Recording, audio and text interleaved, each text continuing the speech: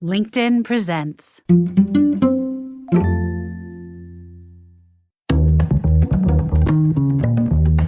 For all of us, it's about predicting where the consumer is going and getting half of it right. One of the things we want to do is create ads that don't suck. Embracing change creates great possibility. I'm Alan Hart, and this is Marketing Today. Today on the show, I've got David Sandström. He serves as Chief Marketing Officer at Klarna and as a member of their executive management team. David joined Klarna in 2017, where he led the fintech company through an extensive brand transformation from one of many financial institutions that kind of had a similar look and feel to a consumer, lifestyle brand and shopping platform, and fully licensed bank, all with a hot pink edge. He's responsible for everything related to consumer growth, design, marketing, brand, communications, and sustainability. During his time at Klarna so far, David has overseen several pioneering marketing campaigns, inserting the brand into pop culture discussions, and has garnered international attention from working with high-profile celebrities such as Lady Gaga, Snoop Dogg, and many others. On the show today, we talk about David's approach and philosophy around marketing. We talk about buy now, pay later, and frankly, interesting and kind of amazing size and scope of Klarna today. So I hope you enjoy this conversation with David Sandström.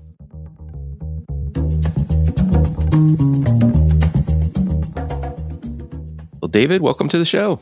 Thanks for having me. No, yeah, I'm looking forward to this conversation and diving deep on Klarna. But before we do that, I always like to start off with maybe something personal, a fun fact or something unexpected that listeners may not know about you. Anything come to mind? This is always a tough one, especially for a European person. But I do think a thing that people find quite interesting is that I'm a rare blend of a hippie and an engineer. So I was born in Key West in the 80s, in the early 80s, which were probably a quite special place. I don't remember much of it, but my parents were hippies there. And I grew up in a very engineering-heavy family in Germany. So I feel I have that kind of art and science background, which might make me interesting. But it's tough to say, to be honest. But I think it's quite interesting. It's fairly helpful in my everyday life as well.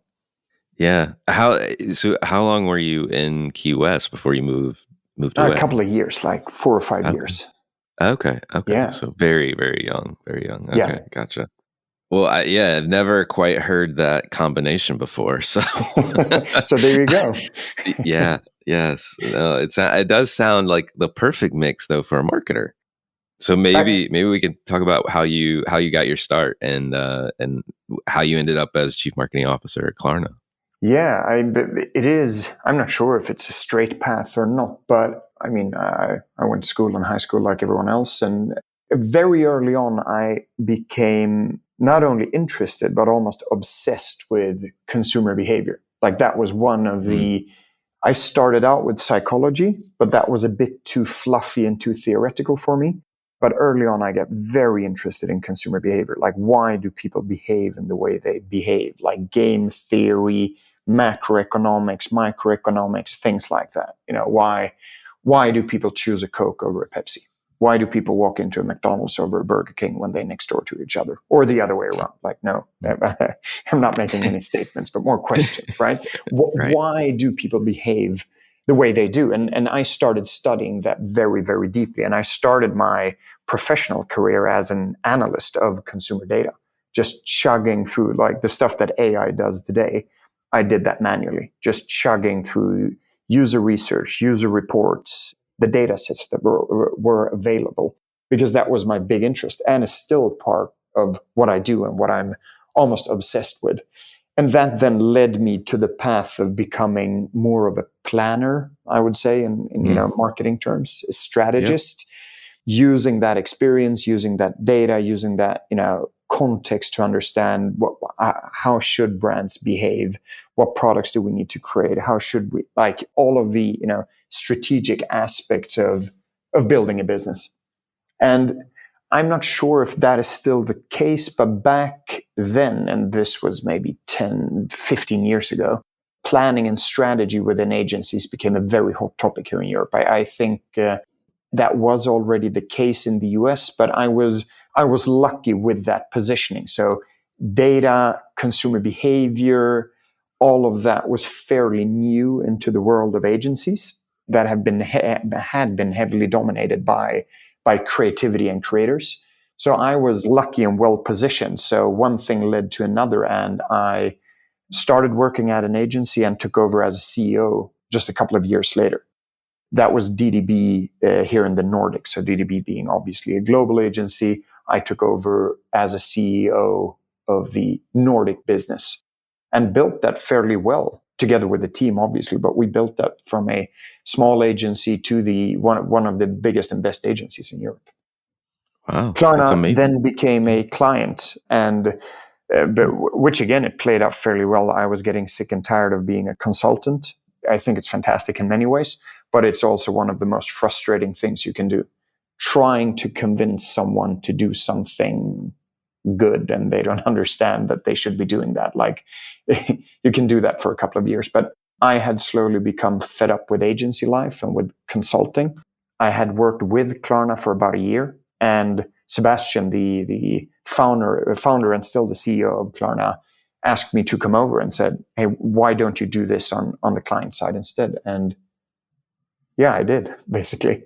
I've been at Klarna for 6 years now, and it's been a crazy ride. It's been a crazy ride. It's been everything. When people usually ask me, like, how's that been? I usually answer that it has been everything. It's been the best, the worst, the most fun, the most boring, every feeling on the spectrum. I felt it at Klarna, and that is, it's a privilege. I love it. I love how you describe that, every feeling you've had. Tell me a little bit about Klarna. I mean, I'm in the US, of course. We know it as kind of a buy now, pay later business. At least that's what, to a consumer, that's what I see. But my understanding is Klarna is much bigger than I've ever imagined it to be. So I would love for you to tell me a little bit more about the business, where you guys are, and kind of this current state, if you will. Mm-hmm. First and foremost, I'm happy to hear that you're starting to feel that Klarna is bigger than the buy now, pay later industry or tag that we've gotten, especially in the US, because it has been, if I start on that end, it has been both a blessing and a curse, in my opinion, right? The blessing has been that buy now, pay later has been on the rise for a variety of reasons. We can dive into them later as well. Like, it's been a good booster for us to be pioneering that industry because it's been freaking hot in the last couple of years. Yeah. But it's also been a curse because we're so much more. Buy now, pay later is only a fraction of what we do and what we think we can do for consumers and businesses. So that's, I'm happy to hear that. But buy now, pay later is a small proportion. But at the core of what Klarna does is payments, basically. So we do what we call alternative payment methods, a better, more modern, more updated way of paying for things online. So that is what we're famous for. So buy now, pay later is one of those features. It's an ability to spread your cost over time without any interest or fees, right? Mm-hmm. So it's basically a modern option to credit and credit cards. So at the core, we're really a payments company. That is the simplest way to think about us. But due to the popularity of the payment products, I mean, we have globally now 150 million consumers. We're connected to about 500,000 retail partners. So we are immensely popular. We're growing in popularity in the US, obviously, but I mean, we have a huge footprint. So we've really taken that popularity and started to build more features on top of our payment products. And we are slowly growing into really becoming a shopping utility.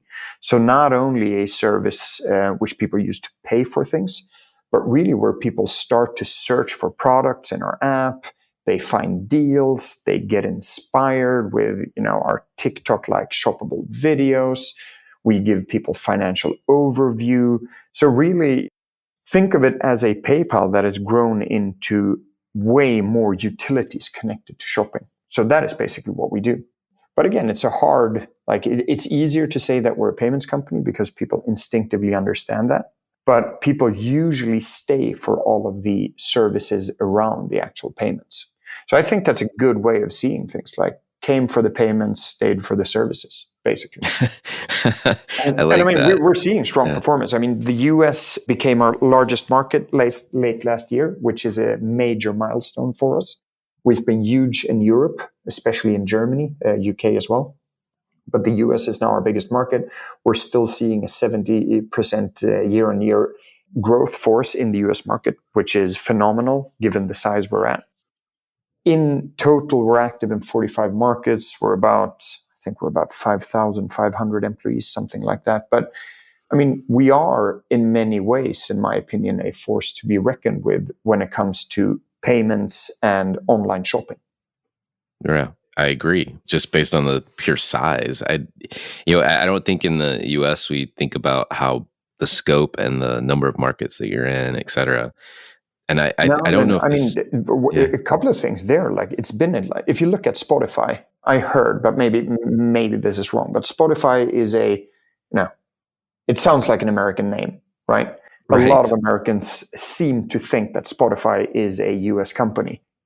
People won't confuse Klarna for being a US company, right? It's just right. like in the name and the service we provide. So, I mean, we've had to fight quite hard to gain the trust and the acceptance in the US.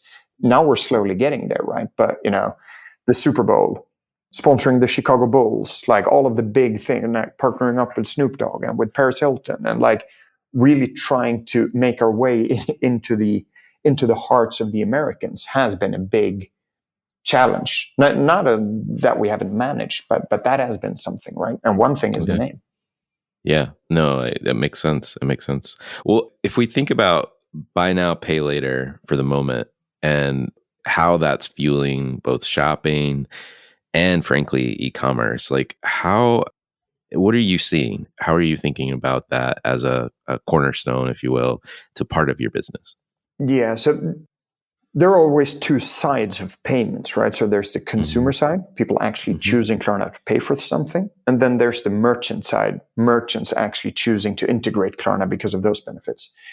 If we start out with the consumer side, I mean, again, first and foremost, as I said, buy now, pay later really has become an industry term for a specific payments feature. So again, it is a blessing and a curse when people say Klarna is a buy now, pay later company. We're a payments company. We offer buy now, pay later. But buy now, pay later in itself, that feature, to me, I mean, rationally speaking, it is just a more consumer-friendly way to spread the cost. Like the ability to spread cost over time has been around since ancient times. Credit in itself is a fairly important booster to the economy. We know that. Oh, yeah. That on an individual level, on a state level, on a country level, like credit sparks and boosts the economy. And how I see buy now, pay later is, again, it's a consumer-friendly way to offer credit. So instead of having the consumer paying an extremely high APR or predatory credit card fees, they let the merchants pick up the tab, right? So this is just a modern way of paying for things. It's smart, it's fair, it's digital. So rationally speaking, it is just an updated credit card. Like now I'm oversimplifying, but in many ways, that is what it is. Then again, I do think there's a big emotional aspect to buy now, pay later and the rise of its popularity and thus its ability to actually accelerate commerce. And we see that in almost all the countries, how it really does accelerate commerce. And I think I think buy now, pay later to some extent marks the beginning of an era, which is almost like a move away from credit cards and old banks towards something that has the consumer's best interest in mind, right? So if you think about it, credit cards historically have been ripping people off, in my opinion. Like there are high APRs, you have unaligned interests with the consumers. Credit cards make money when the consumers don't repay them.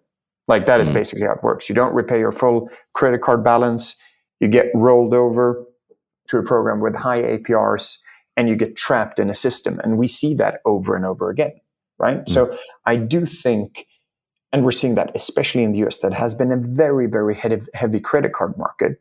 We see the shift away from predatory credit cards towards something new. And I do think that that is the emotional side of buy now, pay later, where it's like, oh, there is a credit option that doesn't try to screw me over, like that has my best interest in mind, that actually, allows me to stay on top of my finances, give me the same features as a credit card, but without the nasty side effects. Like that is what I think. And the sum of that rational benefit and emotional benefit is somehow, and maybe especially in times like these, like I truly believe that we give consumers the confidence and the control to buy things knowing that we won't screw them over, right? And that is what we're seeing. And I usually say this, like I think it's a shift of an era where we've moved from gold to cash, from cash to credit cards, and now from credit cards to something that is even more updated. And it's not only Klarna doing this. I mean, again, we're competitors. I think PayPal is doing this well as well. But I think there's a fundamental shift happening in society.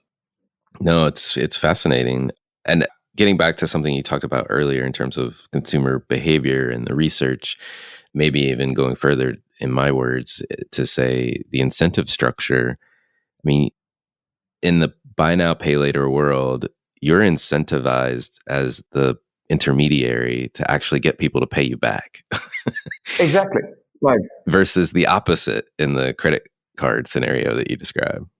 Exactly. And I think, I mean, what the internet and digitalization of everything has done with the full transparency and access to information is to make sure that companies whose interests are aligned with the ones of their consumers, like those are the ones that are going to thrive.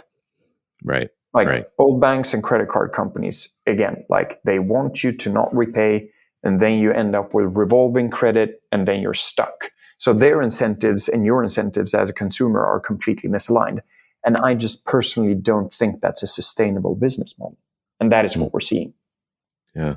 Well, let's in that sense, yeah. I mean, the more confidence we can give consumers that this is the new smart way to pay, the more we can accelerate commerce. I mean, at the core of it, since the dawn of time, trade, commerce, buying things, selling things, whatever it's called, is based on a simple thing, and that is trust. Like, it's built on the fact that each party trusts each other. And I do think that, not buy now, pay later, the feature, but Klarna representing a new way to pay is foundational in building that trust in a digital environment. That's just key. Yeah. No, it's super interesting. I mean, let's talk a little bit about the merchant side or the retailer side. How are you guys working with them, and what does that look like? I mean, again, the simple answer here is we obviously integrate with retailers for payments. So for the payment side that we're talking about, which means they now, next to what they have with Visa and PayPal and whatever, they now also offer a modern and sought after way for paying for things, right? So what we see that doing is it really unlocks a lot of potential, both amongst existing consumers, but especially also amongst new ones, right? People that don't have a credit card, that don't want a credit card, people that are maybe very digitally native, that they expect a mobile optimized experience. It sounds very, very basic, but most of our competitors don't have a mobile optimized experience, like just that modern thing. And we know, and now we're talking about the base product here, but we know that about 66% of all carts are abandoned for a variety of reasons, right? Things pop up, your phone rings, you leave, you get second thoughts, all of that. But we know that one of the main drivers is that the payment method, the way of paying for things or spreading your cost or whatever you want to do, isn't available, and people abandon their carts. So offering the right infrastructure and the right services to your consumer as a merchant is absolutely key. And different people require different things. And I do think that Klarna in general and buy now, pay later specifically appeals to a certain demographic that really wants a more modern way to pay and stay on top of things. So really, for the merchant, when it comes to the payments, it really unlocks potential in the user base, right? In the existing and the new user base. On top of that, however, we've seen almost explosive demand for our marketing services. So basically, what we've built with our 150 million consumers is an ecosystem of shoppers, right? People use Klarna to search for products, to get inspired, to buy products. So it is an ecosystem of shoppers where we have partly unique access to them because they trust us, and they actually trust us with their payment details, which might be the deepest form of trust, you could argue. Yeah. But we also know what historically they've bought, what their intent of buying with our features, such as having wish lists in our app and things like that. So we have a very rich understanding of our consumers and our customers, which means that we are uniquely positioned to actually connect brands with consumers and consumers with brands in our ecosystem and built on our first-party data. So in many ways, we are also on the merchant side quickly transforming into what we would call a retail media network. I mean, the popularity of those has skyrocketed in the last couple of years. If you look at obviously what Amazon, Walmart, Target, Best Buy, Macy's, everyone is becoming a retail media network. And I think with the capabilities that we have, we're not only able to help our merchants on the payment side, really the infrastructure to offer people better ways to pay, but also almost on the top line side. How can we help them acquire new users in our ecosystem by understanding consumers better than anyone else? So that's a really, really interesting move. I mean, in 2022, we drove 600 million clicks, I think, to retailers, which is quite massive, right? Just our ability to present people with the right product at the right time, and basically fuel the business of our partners. I mean, that's so fascinating. And I mean, in particular, I mean, the value proposition that you have now for retailers or merchants is quite dramatic. It's not just about easing and removing friction of the payment, the actual transaction itself, but if you're able to match and then provide insight into terms of who is shopping and who is buying, that's fascinating. It is. And to some extent, you have to also acknowledge that I don't know how to put this, but almost helped a bit by the big tech war that is going on within the marketing and advertising space, right? Mm-hmm. Google, Facebook, and Apple are doing everything in their power to make life as miserable as possible for each other.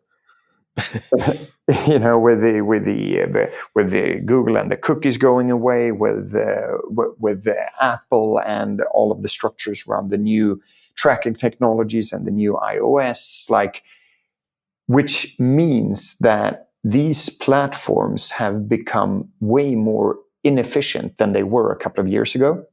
Mm-hmm. And that means that CMOs, marketeers, growth managers, whatever you're called, they're constantly looking for alternatives to these big platforms that don't work in the way they used to work, right? And I truly believe that Klarna, amongst other retail media networks, is a viable option for that. So the big tech wars, they're actually playing to our favor as well. Like I'm in constant conversations with CMOs to say, hey, my cost of acquisition has doubled over the last 3 years because of this and that. Yeah, no, I hear that as well. It's turning into a mess, to be honest. It is. And if you layer on top the data privacy challenges that we're seeing, especially in Europe, they're slowly coming to the US as well, and that is going to be a nightmare is a strong word, but I mean, every state is probably going to have their different take on privacy, targeting, consumer data. Like, it is extremely complex to navigate all of this. So it is an interesting industry. Yeah. Well, let's talk about how you approach marketing of Klarna itself and how you're driving your own kind of consumer acquisition, loyalty, and use of the platform. How do you think about it? What's important to grow your base, so to speak? I mean, a lot of things. I mean, we have obviously almost a book written of how we go to market and what we do. But there are a couple of things that are extremely important to me when I guide my teams and when we talk about this, because there's also almost not a confusion about marketing, but I think every organization has to be very clear and articulate on like, what is marketing and what can marketing do for us? And at Klarna, like I've defined that quite simply, and that is what we can do and want to do with marketing is to get people to try the product. That is what we can do, right? If you look at marketing isolated, or when I put it differently, like we can't even get people to try the product. We can increase the probability of someone wanting to try the product. Like that is what we do. And almost everything that we do, regardless of if it's a big Snoop and Paris Hilton campaign or if it's our performance marketing, like almost everything, because we do believe we have a superior product. We do believe that the product proposition is fantastic. And we do believe that if you try it, you will see the brilliance in it, right?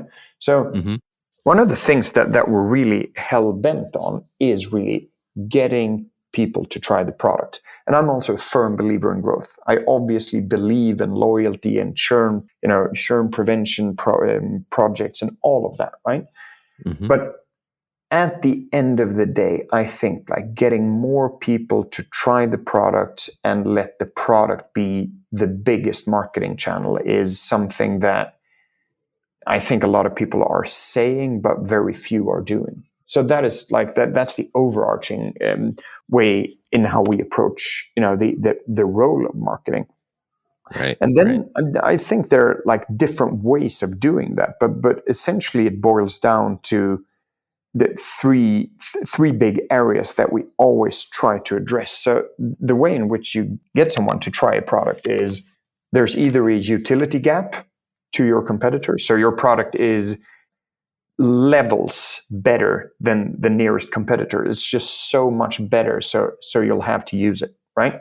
Maybe that is what's going to happen with, ChatGPT versus Google. Like the OpenAI stuff is just so much better from a utility perspective. And we're constantly working on that, like trying to understand from a marketing perspective, what kind of products, what kind of features do we need to launch in order to create a utility gap that is big enough to get people to use us. Or you need to create a value gap, right? The vast majority of products, 99% of products out there, have an alternative that is, from a utility perspective, exactly the same, right? That's just a fact. There are very, very few unique products. So we need to create value. Like in some cases, we give people money to try the product. Hey, try Klarna, get $5 off, right? Working on the value gap. Value can be defined in many different ways. But I mean, people tend to like money, right? So value often comes down to dollars. Yeah. Or finally, there's a distribution gap. So we partner up with someone who has a distribution that is much bigger and much easier. If you have a distribution advantage, often you actually don't need a better product or more value. You just ride on the distribution. So these are the three levers we're actually working with. Like, do we create products that have a superior utility, not only slightly, but a much greater utility? Or do we create enough value? Or do we have to actually offer people value and money? Or can we partner up with someone who actually has this distribution? So these are the three big levers that we constantly evaluate and work on when it comes to trying the product.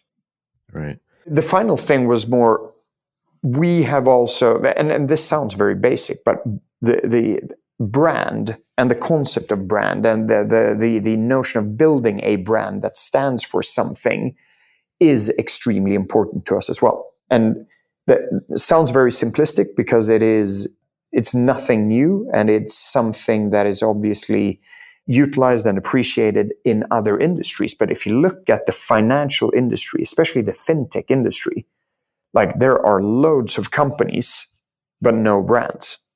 And that has been the theme throughout, right? So investing into our brand, really almost becoming a symbol, a counterweight to a historically rotten industry, right? The financial industry is not like, it's not seen as the finest of industries amongst consumers. So building this pink brand that stands for something else that we truly invest in, where we believe in the power of social, the power of pop culture, the power of, being present in everyday conversations as a brand, and not only as a buy now, pay later feature, which a lot of our competitors are. That to me is the final piece of the puzzle here, which I think is, it's crazy that I talk about this as if it were something unique, but it is actually fairly unique in our industry, but right. It's obviously not unique. Right. Well, I'm glad you went there, because that's where I was going to go, is like how the brand fits into this component. And what about the notion, the partnerships that you're doing with Snoop Dogg or Paris Hilton? Is that about driving fame for your brand? To some extent, the way I usually describe this is, again, I don't want to sound like I've drank too much of the Kool-Aid, but I do think that we have a fantastic product and a fantastic proposition. Mm-hmm. The thing is, no one wants to listen to it. And that's just I'll turn it around. There are very, very few companies, few. I would say a handful of companies that enjoy having a stage, a stage that when they say something, when they talk, when they present something, that people listen. We have the Apples, we have the Teslas. I'm already struggling to name a couple more, right? I'm already struggling where I would say they have their stage built. Like the world is listening when they present their proposition. Right. For every other company in the world, we just have to acknowledge the fact that they don't have a stage. They do not enjoy the being in the spotlight of the internet, of the newspapers, of the news cycle, of the television companies, ever, right? And there are probably companies out there that have a far better proposition than Klarna in any kind of industry that no one is ever going to listen to because they're not building that stage. So to me, you can obviously call it fame, but what I'm trying to do with these big, culturally relevant, obviously always socially driven, influence-driven campaigns where we take an idea and a proposition, and it's basically what I'm trying to do is roll out the red carpet to be able to present the actual products. Yes. At the core of it, I need a lot of people, I'm talking about 500 million people, to listen to me trying to explain the feature of splitting a payment in 4 parts. Mm-hmm. Who wants to listen to that? No one in their right minds wants to, no one wants to listen to that. We have to be honest with that. And that's not a Klarna issue. It's a and that is where I think a lot of marketeers go wrong as well. They severely underestimate what it takes nowadays to get the spotlight of the internet turned towards you for 5 or 10 seconds. Right. Severely underestimate, in a world where we have the, everything. We have the Super Bowls, we have the Stranger Things launching, we have all of the world news going on, we have everything going on. And obviously sounds cheesy to say this, but in an extremely cluttered world, more than ever, the vast majority of marketeers and CMOs do not understand where the bar is set in order to actually enjoy some attention. No, it's very true. It's very true. We were so wrapped up as marketers, I'll put myself in this camp. We're so wrapped up in what we do every day that we assume that other people are thinking about us. Yeah, exactly. And unfortunately, no one is. No one is. No, it's the last thing they want to think about. I just want to go live life. I don't care about your product or your brand. Exactly. No, I love it. I love it. Well, one of the things I've heard about you, and I'd love to get your thoughts on this, is just how you approach talent. And I think there's some sort of proclivity, maybe is the right word, to in-house and having your talent close to you. Yeah. How do you think about that? I'm curious, especially given your agency background. Yeah, I mean, and in all fairness, I change opinions on this every year because I think a lot of companies, and myself included, are still soul searching. What is the optimal setup, right? And the way I don't want to think about this is in-house versus out-house, because I don't think it's an either or, right? Yeah. What I truly believe is where brands go wrong in this entire thing is when they outsource rather than extend, right? So they take a project, a brief, whatever, and they take the full scope of that and they ask an agency to, hey guys, can you do this for us? And then they lose control of that, right? So the way we think about it is, I love working with agencies, but I want them as an extension. And that means, from a talent perspective, which was your question, right, is I need someone who is as good as the agency representative, at least one person who knows the task, the project, the craft as good as the agency, right? So I see agencies as an extension. I usually don't launch projects if I don't have someone at Klarna that I knew could do this project themselves, right? But they just don't have the man hours needed. Right. So agencies are extensions, because what I saw, at least when I was agency side, was that there sometimes was such a huge competence gap between clients and agencies. Right. And I don't want that to happen. So I worked with a lot of clients when I was agency side, where our interface to the client was a project manager, but they knew nothing about design. They knew nothing about performance marketing. And there was such a gap. It was frustrating to us because our client pretty much didn't understand really what the task was about. It was frustrating for them because they couldn't really be on top of am I being tricked into something here by the agency? So a key component of what I want to do is I want to have a couple of the best people in the world at Klarna, which allows us to work them with the best agencies in the world. Right. Well, we would never outsource anything. Right. Yeah. It sounds familiar. I mean, actually, I don't know how long ago now it's been, but maybe a year or 2 years ago, I was interviewing Leland Moschmeyer. I don't know if you know him. He used to be the chief strategy officer at Chobani. Before that, chief creative officer, I believe, but also helped found Collins, an agency in the US. And he had a similar philosophy. I think he was a little bit more at that point in time on the in-house side of the equation, but he talked about it similarly to you.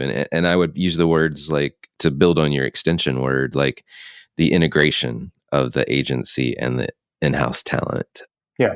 And a true partnership, because I've been on the agency side as well myself. And a lot of times you feel like a vendor. You're not getting the true insight on the business that you need to actually build something that's going to help drive marketplace success. And then the frustration that you just described, which is, when you come back with a solution, the client doesn't understand it. And now it's an education challenge many times to try to back up and walk them through it. But he also had kind of a similar philosophy. So I think it works. And I mean, Chobani has been a success story in and of itself. Klarna is obviously growing quite rapidly, and you guys have already had tremendous success already as well. So there's something in what both of you guys are saying. I like it. Yeah, no, I truly believe in that, right? Really. Yeah. I would never end up in a spot where it's we know nothing about SEM. Let's find an agency that does. No. Right. Let's find a person that knows everything about that. And if we need more people, there are agencies that can help that person. I mean, it's frankly kind of frightening to think about that, right? Like we don't know anything about SEM, so we're just going to go get somebody that can do it. You're giving away a lever of your business, a lever of your marketing mix. That's a scary proposition. Yeah. Well, this has been fantastic. I'd love to switch gears. My favorite question asking everyone, maybe I also have that psychology background that you started with, is Has there been an experience of your past that defines and makes up who you are today? I don't know. I'm not a big fan of these like eureka moments. Like neither like I've worked with so many ideas, and I always get the question like, when was it? When did you crack the idea? And you never know because it's like a blend of things. And I don't think I've had that experience. What I do think I've been privileged to have a lot of very different and almost opposing experiences. So I've been on the agency side and on the client side. I've seen, I've been working with boring industries and fun industries. I've lived in the US, in Germany, in Sweden. Like, it's more that the experience that I have many experiences rather than, I'm probably a good mix of things rather than this one like, that Right. defines me. I'm not sure that is the case. And that is also a trait I'm actually looking for in people I hire, like having a mix of experiences, like having as many as possible. I like it. Well, if you were starting this journey all over again, you have any advice you'd give your younger self? That's also always hard. But one thing I actually think I'm lacking in this mix of things is the true entrepreneurship. So if I could go back to myself, I don't know, at the age of 18 or whatever, I would try to force myself to start a side hustle. Not to grow it into the next big Klarna, but like the experience of like starting a company, even if it fails. It probably fails, right? As you know, like but start a side hustle would be my advice. The odds are definitely against entrepreneurs, that's for sure. Well, is there a topic you think marketers need to be learning more about, or you're trying to learn more about yourself? Yeah, I mean, AI is the obvious and boring answer. There's almost a tick in the box, but that almost goes without saying. The thing that I've been more interested in as a counterweight to that is empathy. And I see empathy going away in like partly in a more data-driven world. Everything is data-driven, but also like the new, the cheesy word again, but like the new normal with working from home. Everything is, there's a screen interfering with everything. So marketeers' ability to put yourself in someone else's shoes and think about how are they going to receive this message? How are they going to understand what I'm saying? What kind of mental, emotional state are they in? That is actually something I think we're starting to lose track on as marketeers. And when it comes to communication, at least, marketing is broader than that, but communication, I mean, it's a core feature. Understanding how the other person thinks, feels, receives messages is a key capability that we're losing track on in this new matrix world that we're in. Interesting. On a personal note, are there brands, companies, or causes that you follow or you think other people should be taking notice of? Yeah, of course. I mean, nothing new actually, but on the brand side, I closely follow what Lego does. I think they're so inspiring with their ability to be cross demographics, cross interests. Like, it's just building that kind of brand is extremely, extremely hard. I think Lego, the revival of Lego, the rebirth has been spectacular. Like, hard to see anyone who's done that. And then obviously the more fun brands like Liquid Death and those, like, you never know, like, is it brilliance and geniusness, or is it just good timing? Or like, I love when I don't really understand what's going on. Like, there's no rationale to why it's working. It's almost the opposite, right? It's almost like the irrationality that makes it fantastic. And I'm just fascinated by that. But then more than brands, like the thing I'm really looking out for now, and again, in lights of AI and everything that's happening, is the one-man shows. Like, I don't want to call it the creator economy, but I truly believe that we're going to see 1 to 5 people companies growing and being as big as what we have thousand people companies doing today. Like, with all the technology at hand, with that democratization of almost everything, like, especially now that we're seeing coding not only being done by engineers, but where we see the no code like trend coming. So the one-man shows, the one-man companies, those are going to be extremely interesting to see. Awesome. Last question for you. What do you think is the largest opportunity or biggest threat facing marketers today? I've given this some thought, but like maybe a cheesy answer, but I do think creativity will still be a huge opportunity going forward.